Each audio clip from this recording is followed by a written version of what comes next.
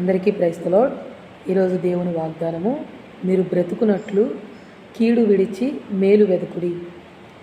దేవుని యొక్క వాక్యం చెప్తుంది, బ్రతుకుకోరువాడు ఎవడైనా ఉన్నాడా? మేలు నొందుచు అనేక దినములు బ్రతుకుకోరువాడు ఎవడైనా ఉన్నాడా?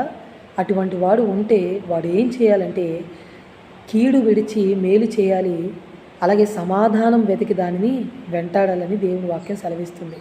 కాబట్టి ఈరోజు మన జీవితంలో మేలు జరగాలి అంటే కనుక కీడు చేయాలన్నటువంటి ఉద్దేశమును మన మనసులోంచి మొట్టమొదటిగా తొలగించుకోవాలి. ప్రభు కొరకు మనము అనేక మేలులు చేయడం ప్రారంభించాలి.